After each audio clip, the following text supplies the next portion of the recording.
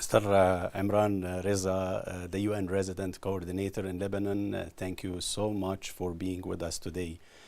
Last month, we had the Sustainable Development Goals Summit here in New York, marking the halfway point to the deadline of achieving the 2030 agenda.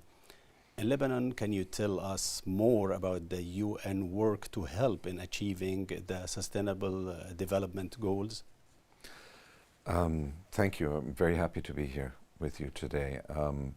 Unfortunately, the last 4 years in Lebanon has really taken us, globally we know that there are a lot of challenges. Things have slowed down, COVID, a whole set of crises at this point. But in Lebanon, it's been a series of different crises unfolding upon each other.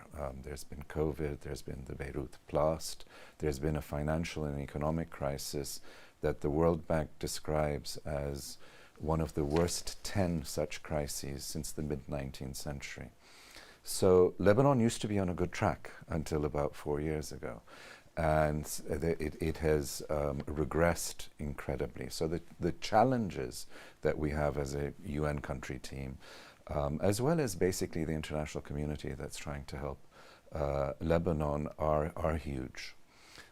We've been set back. So the idea right now is very much to get the country team to focus on particular areas where we think something can be done. And as we know, with the SDGs, they're connected, right? And one of the areas that connects actually quite a number of SDGs is food systems. And food systems is an area that we see as one of recovery in Lebanon. So with the Food Systems Summit earlier, the stock-taking moment, and then the SDG Summit, we supported and worked with our partners.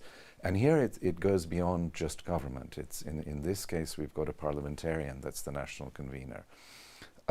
So food systems is one area that we're trying to get the relevant UN agencies around, working with the relevant partners on the national side, not just governmental, and seeing what can be accelerated. Lebanon's a very talented place, but it is facing a great deal of difficulties. Similarly, on health, education, and social protection.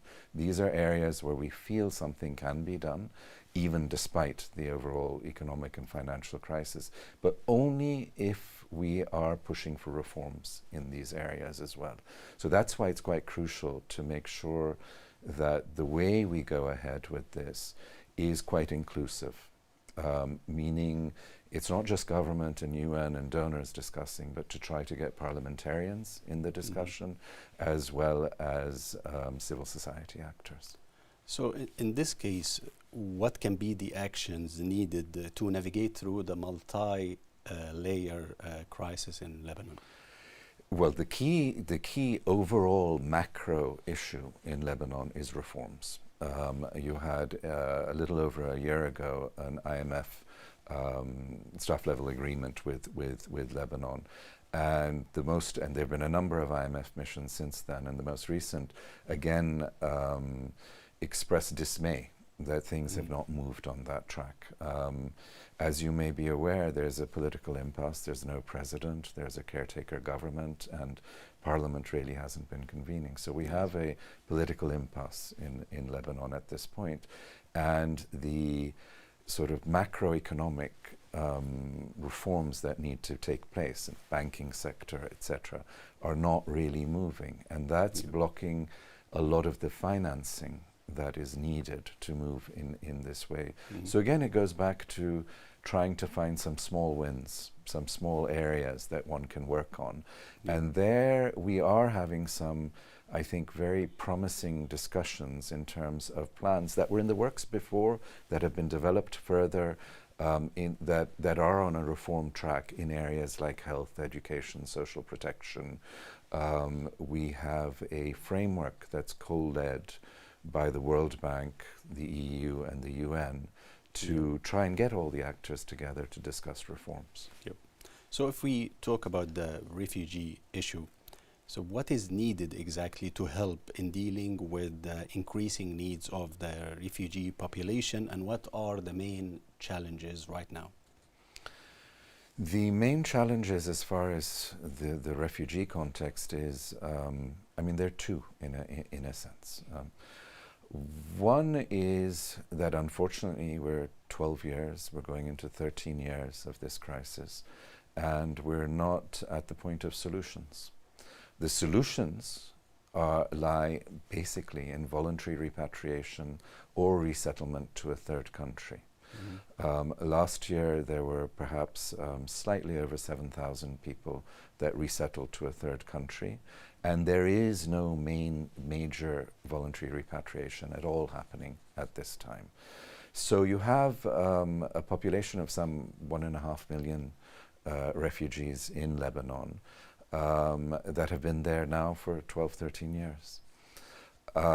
So one side is trying to work on the political track, trying to work on finding the solutions and moving towards those, and that again is mainly voluntary repatriation. And the solutions are not humanitarian, the solutions are very much political on that side. The other side is trying to manage the presence. There has been a real upswell at different points, and now again it's at a crescendo of a lot of anti-Syrian rhetoric in Lebanon. And this has been exacerbated because of the last 4 years, because of the socioeconomic crisis that Lebanon is in, because of the impoverishment that's happened over the last few years, and the need for assistance for a whole set of different populations in Lebanon. Yep. So that will lead me to the next question, which is the disinformation and misinformation campaigns targeting the Syrian refugees and the refugees in general, refugee population in Lebanon. So what should be done to protect refugees from those campaigns? I mean, first of all, I think one needs to understand that Lebanon has been incredibly generous over the years, and not just with Syrian refugees. I mean, its history has been one of that. It's not a signatory to the convention, but I think in a lot of ways it does a lot better than a lot of countries that are signatory to the convention. So they have been extremely generous and welcoming in terms of refugees. Right now it's an issue of trying to, on the one hand, explain that the UN, the international community, that our presence there is very much to assist Lebanon, the Lebanese government in handling this refugees crisis that they have, this burden. Since 2015, I think, in terms of assistance geared towards not just the refugees but host populations, the impact on Lebanese institutions, on host communities, etc., has been something around $12 billion. So it's huge. Last year it was close to 1.4 billion that was brought in to try and assist with all of this. So it's a bit of correcting the misinformation and disinformation that is there, of trying to make sure that people understand actually what the facts are, that we are at this time, for example, assisting probably around 1 million refugees and 1 million Lebanese, and then in addition to that, Palestine refugees and migrants. So it's about getting across the message that our interventions are based on need, and the needs unfortunately are huge right now, and they're across all populations. The resources are not enough.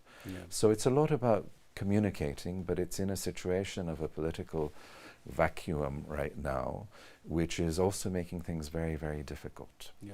So if we talk about the most compelling humanitarian needs, what can those be?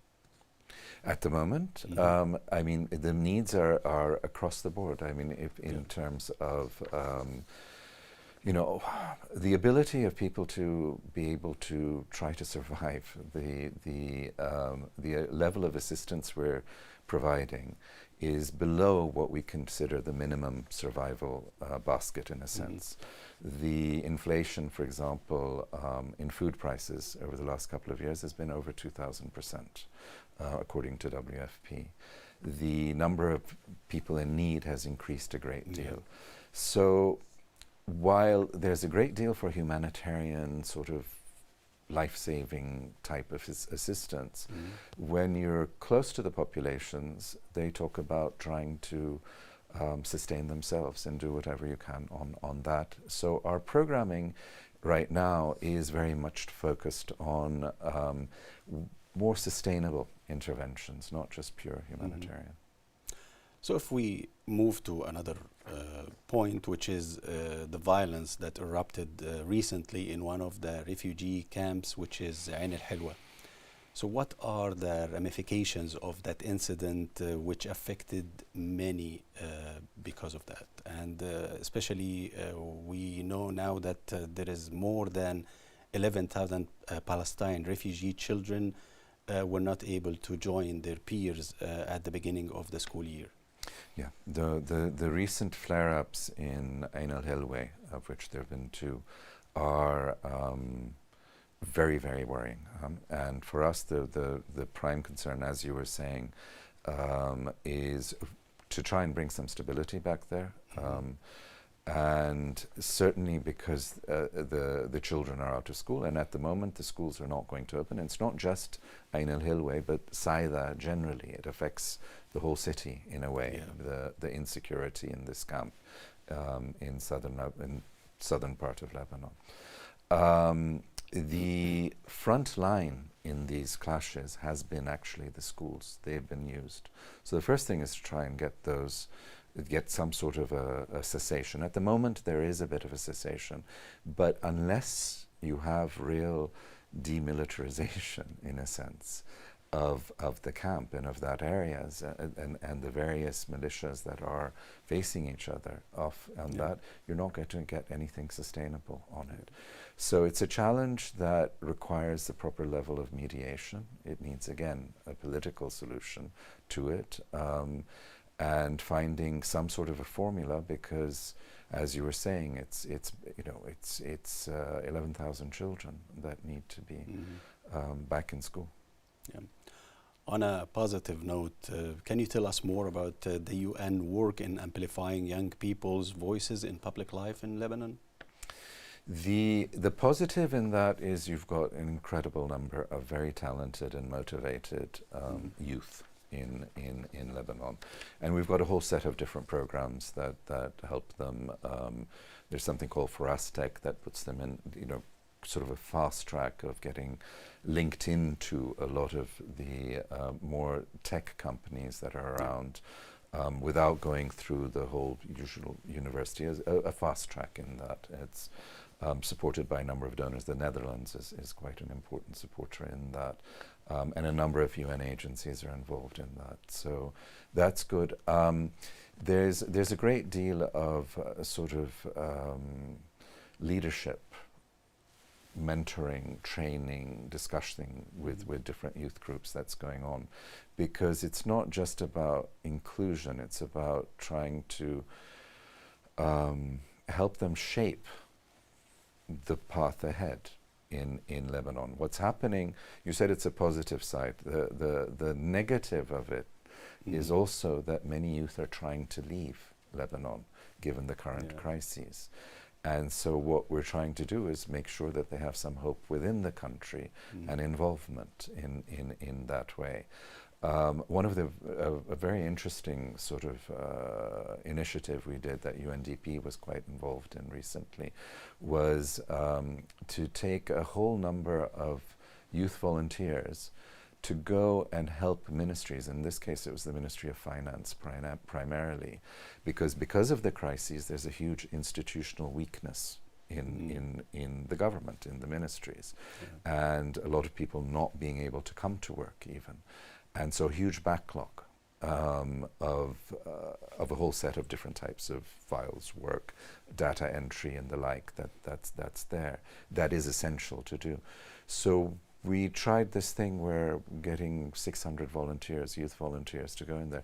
And it made them understand, I think, the mechanics of what's going on as well, extremely well. So it's about involvement. It's about not just, I would say, inclusion, but trying to involve youth in decision making and strategic planning of paths ahead. Certainly in all our programs, there is both always a youth component and also a lot of gender mainstreaming in terms of that.